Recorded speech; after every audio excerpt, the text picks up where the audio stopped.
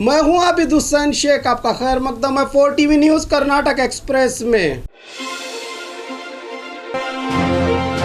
मैंने बहुत से नोटिस देखे हैं, ये कोई नया नहीं है। केंद्र की नोटिस पर बसनगौड़ा पाटिल यत्नाल का जवाब। केंद्र की डिसिप्लिनरी कमेटी द्वारा बीजापुर सिटी एमएलए को नोटिस देने की बात सूत्रों से सामने आई है। इस पर विधायक ने अपनी सफाई देते हुए कहा है कि मैंने ऐसे बहुत सी नोटिसें देखी हैं, मुझे 3 बार पार्टी से निलंबित भी किया गया है। मेरे लिए ये कोई नई बात नहीं है। मुझे अब तक केंद्र डिसिप्लिनरी कमेटी से कोई नोटिस नहीं मिला है। मैंने पार्टी के खिलाफ कुछ भी नहीं बोला, पार्टी के राष्ट्रीय नेताओं के खिलाफ भी कोई बयान नहीं दिया है। मैंने किसी भी नोटिस से नहीं डरूंगा। मैं हमेशा सच्चाई की आवाज़ उठाता आया हूं और उठाता रहूंगा। मैं किसी से माफ़ी भी मांगने वाला व्यक्ति नहीं हूं और मुझे कोई पछतावा भी नहीं है, कहा एमएलए बसनगौड़ा पाटिल यत्नाल ने।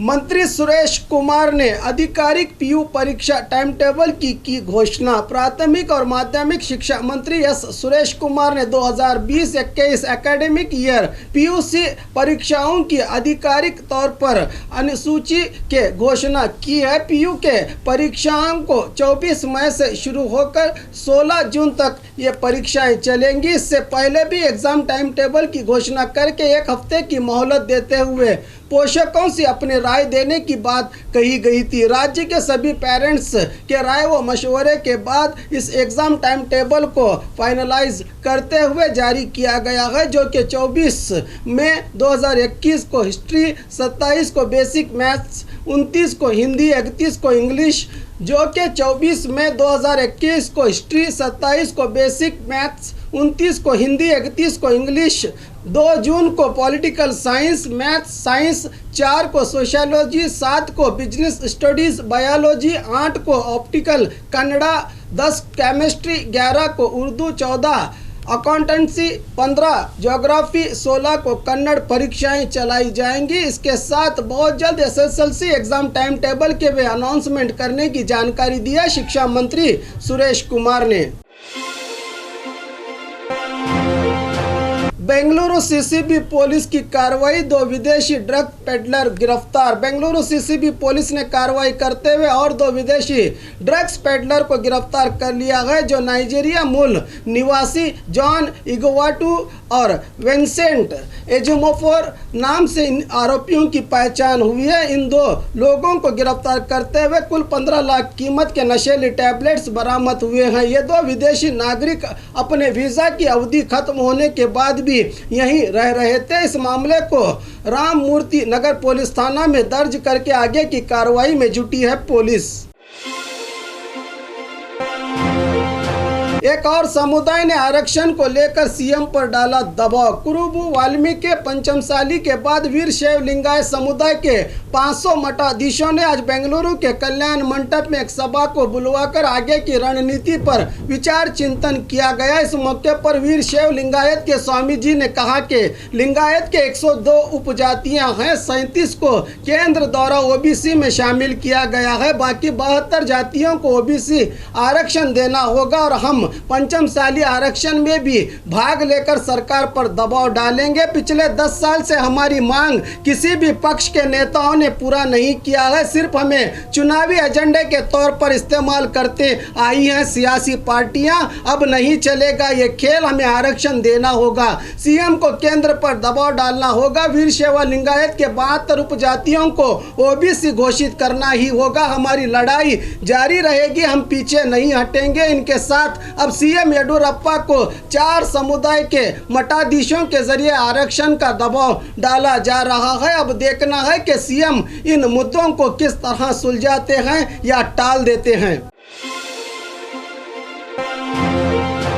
कॉलेज में रैगिंग करा रहे स्टूडेंट्स गिरफ्तार। कर्नाटक राज्य में शिक्षा माध्यम से देखा जाए तो बेंगलुरु के बाद मंगलुरु का नाम सामने आता है, जहां दूसरे राज्य से भी स्टूडेंट्स कॉलेज को आते हैं और कुछ उनमें शरारती छात्र भी होते हैं जो मंगलुरु के culture, physiotherapy and nursing college के सेकंड ईयर और फाइनल के 11 स्टूडेंट्स को पुलिस ने गिरफ्तार कर लिया है। इन पर यह आरोप है कि ये लोग अपने जूनियर्स को रैगिंग कराते थे और उनसे मारपीट करने की भी बात सामने आई है। ये 11 लोग केरल मूल निवासी हैं। इनके खिलाफ उल्लाड़ पुलिस थाने में मामला दर्ज किया गया था, जो अब पुलिस ने गिरफ्तार कर लिया है। पढ़ाई के लिए आए स्टूडेंट्स पर किसी भी तरह की रैगिंग पर कानूनन रोक लगाई गई है, फिर भी ये छात्र अपनी हरकतों से बाज ना आकर जेल की सलाखों के पीछे चले जाते हैं।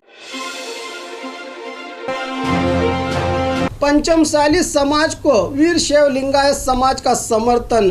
शीर्षल जगत गुरु बेंगलुरु के विजयनगर के सुधन्या मंडप में आयोजित राष्ट्रीय वीरशैव लिंगायत एकता सभा में भाग लिए स्वामी जी ने कहा कि कई युगों से लोगों की कुर्बानियों के बाद वीरशैव धर्म की स्थापना हुई है। इस समुदाय को हमें निभाना होगा। कई मठाधीशों ने आरक्षण पर सालों लगा दिया है। आंध्रा, केरल, तेलंगाना, गोवा के राज्यों में वीरशैव लिंगायतों को आरक्षण दिया गया है, लेकिन कर्नाटक में नहीं। केंद्र के आरक्षण और राज्य के आरक्षण में कोई मेल नहीं है। पंचमसाली समुदाय 2A आरक्षण की मांग कर रहा है। इस सभा के मुखांतर इस सभा के जरिए हम उन्हें समर्थन देते हैं, इस तरह का बयान दिया है स्वामी जी ने।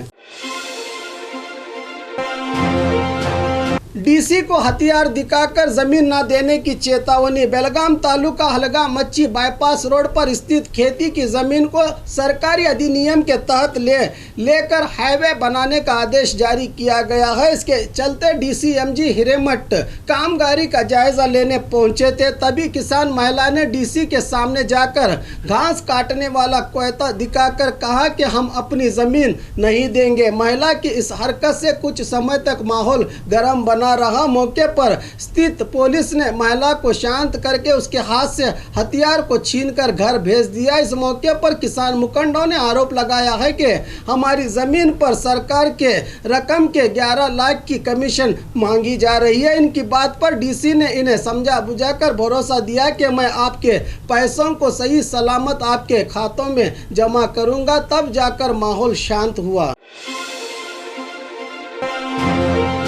केंद्र के बजट में कल्याण कर्नाटका के साथ अन्याय, बीजेपी मुखंड का आरोप। कुछ ही दिन पहले केंद्र वित्त मंत्री निर्मला सीतारामन ने देश का बजट पास किया था। इस पर बल्लारी जिला अध्यक्ष सिद्धेश यादव ने शहर के बीजेपी दफ्तर में प्रेस मीट के दौरान अपनी ही सरकार पर नाराजगी व्यक्त करते हुए कहा कि केंद्र सरकार के बजट में देश के सभी क्षेत्रों को प्राथमिकता दी गई है, लेकिन कल्याण कर्नाटका भाग के साथ बड़ा ही अन्याय किया गया है। बल्लारी जिले को बजट में एम्स अस्पताल की मांग की गई थी, उसको नज़रअंदाज किया गया है। हमारे जिले को दिए गए एम्स अस्पताल के टेंडर को दूसरे जिले में तब्दील करने का बात भी पता चली है। इससे लगता है कि केंद्र सरकार कर्नाटक राज्य को भूल गई है। अगर हमने बीजेपी को समर्थन नहीं दिया होता तो आज केंद्र में मोदी सरकार नहीं बनी होती। इस तरह की चेतावनी दी है अध्यक्ष ने।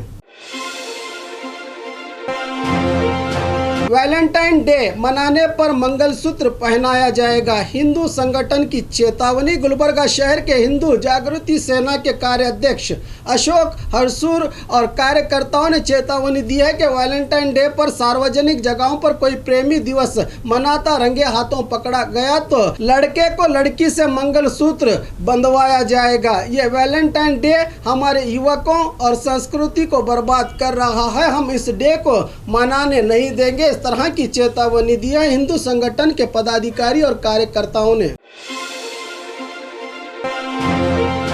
ड्यूटी टाइम में बर्थडे सेलिब्रेशन, डॉक्टर का एक और रूप जनता के सामने। बेंगलुरु आडुगुडे पालिका अस्पताल के डॉक्टर ने अपनी ड्यूटी छोड़कर अस्पताल में ही बर्थडे मनाने का नज़ारा देखने को मिला है। बताया जा रहा है कि हर महीने गर्भवती महिलाएं यहां चेकअप करवाने आती हैं, लेकिन डॉक्टर अपने कैबिन में होते हुए भी इनका चेकअप नहीं हो रहा है। इससे परेशान हुई महिलाओं को घंटों इंतजार करना पड़ता है। बाकी सिब्बंदियों को पूछने पर भी बैठिए डॉक्टर थोड़ी ही देर में आते हैं, इस तरह कहकर बात को टाल दिया जाता है। डॉक्टर अगर इसी को अपनी ड्यूटी मानते हैं तो क्यों सरकार से तनख्वाह लेते हैं, ये सवाल अब जनता में पैदा हुआ है। गुलबर्गा साहित्य सम्मेलन का हिसाब देने की मांग। गुलबर्गा जिले में हुए कन्नड़ साहित्य सम्मेलन के खर्च को जिला प्रशासन हो या इंचार्ज मिनिस्टर की ओर से हिसाब नहीं दिया जा रहा है। इसी की मांग करते हुए सीएम को पोस्ट कार्ड के जरिए पोस्ट ऑफिस में पत्र डालकर निवेदन किया। कर्नाटक रक्षणा वेदिके के पदाधिकारियों ने सम्मेलन में जितना अनुदान मिला था उसका गलत इस्तेमाल किया गया है। हम जाकर जिला प्रशासन को हिसाब पूछने पर हमारा इस कार्यक्रम से कोई संबंध नहीं है, हमें इसकी जिम्मेदारी नहीं दी गई थी, इस तरह कहकर बात को टाल दिया जाता है। इस पत्र में इन बातों को लिखते हुए पोस्ट के जरिए सीएम को निवेदन पत्र सौंपा कर्नाटक रक्षणा वेदिके के पदाधिकारी और कार्यकर्ताओं ने।